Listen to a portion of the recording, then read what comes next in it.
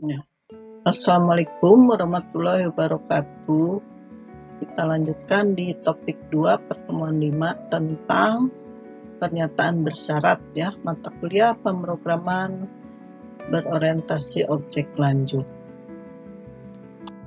Tujuan pelajaran ini akan membahas sebagai berikut. Yang pertama, menerapkan logika ya, jadi pakai logika dan pernyataan switch dalam kode Java. Switch sebagai alternatif dari if dan else if ya, menggunakan jeda dan default secara efektif dalam pernyataan switch, kemudian menggunakan operator ternary. Pernyataan pertama yang akan dibahas di sini adalah pernyataan switch ya. Seperti contoh if else sebelumnya, pertimbangkan program yang mengambil dua input bilangan bulat dari pengguna dan melakukan operasi matematika tertentu. Untuk mendukung operator yang berbeda, tes diperlukan untuk melihat apakah input adalah salah satu dari yang berikut ini. Ada tanda bintang ya, kali, tambah, kurang, persen. Bagaimana cara mengecek untuk mengetahui apa yang diketikkan pengguna? Jadi harus ada kontrol ya, terus ada kendali apakah yang diketikkan ini betul-betul tanda operasi atau bukan. Pernyataan switch bisa mengubah alur program. Pernyataan switch adalah cara lain untuk mengubah alur program tergantung nilai inputnya. Nah, lihat di sini contoh untuk kasus yang kalkulator ya, sama. Jadi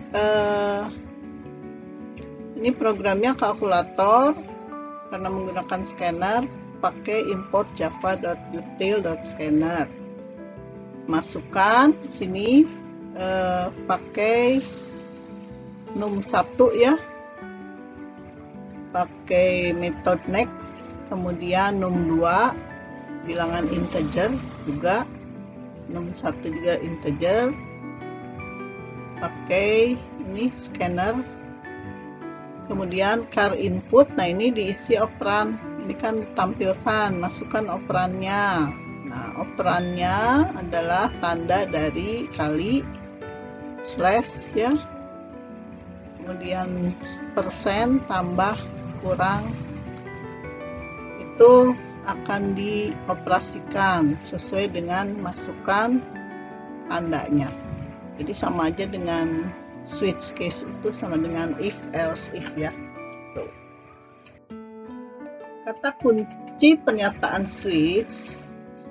Jadi sebuah pernyataan switch menggunakan 3 kata kunci, yaitu ada switch case, default. Switch dipakai untuk menetapkan variabel yang akan diuji untuk nilai, case membandingkan nilai variabel switch, default saat input tidak sesuai kasus. Jadi kalau selainnya, kalau tadi di if kan else ya. Kalau di sini default, selain yang tidak ada di case, di kasusnya, compiler memilih tindakan default nih, seperti else di if ya. Nah, ada informasi lain setiap kasus ya. Jadi setelah setiap kasus, sertakan pemisah kata kunci. Jika tidak disertakan, kodenya akan gagal dan menjalankan setiap kasus sehingga kegagalan itu ditemui. Di Java SE7 dan lebih ya, Anda dapat menggunakan objek string dalam ekspresi pernyataan switch. Jadi string juga bisa dipakai untuk switch ya, sama halnya dengan di if ya. Nah, di sini contoh ini menunjukkan bagaimana perilaku gagal bekerja untuk penjualan keanggotaan Semakin banyak keanggotaan terjual, semakin besar keberhasilan perwakilan penjualan untuk penjualan tersebut. Nah, di sini sales tuh ya, nama ininya, programnya sales. Kemudian di sini yang diinputkan adalah scanner untuk memasukkan bilangan integer ya, nilai penjualannya. Kemudian nih case-nya, kalau 6 artinya memenangkan sekian, kalau 5 memenangkan sekian, kalau 4 memenangkan sekian, memenangkan sebuah laptop nih. Kalau 5 memenangkan Samsung Galaxy, kalau 3 memenangkan iPod, dan seterusnya ya. Nih. Sekarang kalau tidak dimasukkan berarti nggak ada hadiah. Nanti dicoba ya. Dicoba untuk yang string. Nah, contoh 2, siswa kelas 9 di SMA dianggap freshman, siswa kelas 10 dianggap sophomore ya. Nah, ini. Jadi di sini ada masukan bilangan integer ya untuk nilai nih, grade, nilai switch grades. Untuk kasus case-nya 9 tampilkan freshman, 10 sophomore, 11 junior, 12 senior, dan kalau tidak invalid. Jadi ini pakai string ya kalau tidak memenuhi. Contoh ketiga, mengingat bulan dan tahun, jumlah hari dalam bulan dihitung, mendorong siswa untuk riset aturan tahun kabisat. Nah, contoh programnya ini. Jadi ada untuk tahun ya, masukannya adalah bilangan integer bulan sama tahun. Switch nih, kalau 4 tidak ada, 5 nggak ada, 6 nggak ada, 9 nggak ada, 11 nih. This month has 30 hari ya, ini bulan 11. Kalau 1 3, 5, 7, 8, 10. Nah, kalau 12 ini 31 hari, bulan 12 ya. Case kalau 2 nih, yang 2, jika tahun sisa hasil baginya, jika tahun dibagi 4 sisanya 0, jadi habis dibagi 4 ya, dan sisa tahun dibagi 100-an juga 0, atau dibagi 400 itu 0, artinya habis, maka bulan kedua itu adalah 29 hari. Nah, kalau tidak 28 hari ya. Kalau tidak ada bulan 1 sampai 12, tampilkan invalid input ya. Ini untuk menentukan tahun kabisat ya. Selain ini berarti bulan jumlah harinya ini kan 4, 6, 9 adalah 30 hari ya. Terus 1, 3, 5, 7, 8, 10, 12 adalah 31 hari. Jadi dipraktekkan ya, dicoba. Sekarang operator ternary. Operator ternary apa sih? Di Java digunakan untuk membuat sebuah versi yang lebih pendek dari if else. Jadi pakai tanda tanya ya. Dalam contoh berikut ada 3 parameter menggunakan operator ini. Yang pertama adalah tes boolean ya. Kemudian yang kedua adalah nilai yang dihasilkan jika tesnya true. Yang ketiga adalah nilai yang dihasilkan jika tes false. digunakan sebagai bagian suatu tugas. Ini untuk C lebih besar 9, X C lebih besar dari 9 ya. Kemudian 6, tesnya benar itu menghasilkan 6. Jadi ini artinya jika C lebih besar dari 9 sama dengan 6 ya. Dan X-nya 6, else-nya X-nya 7. Oh, ini dipisahkan oleh tanda titik 2 ya. Ini artinya nih, if C is greater than 9, maka X-nya 6, else-nya 7. Tergantung isi C ya. Contoh di sini pernyataan if else digunakan untuk memeriksa kesetaraan string. String 1 hello, string 2 goodbye. If string 1 sama dengan string 2, tuliskan yes. Else-nya no ya. Hasilnya juga ini sama. String answer itu string ya. Sama dengan seperti ini, penulisan pakai ternary. S1 equal S2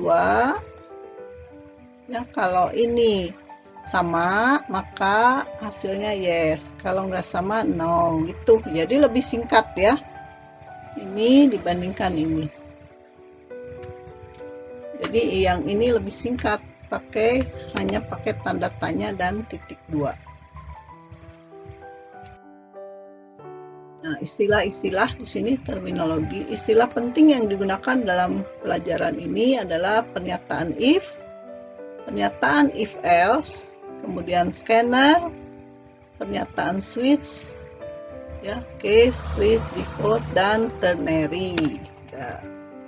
Di pertemuan kelima kita sudah belajar scanner dan pernyataan bersyarat ya.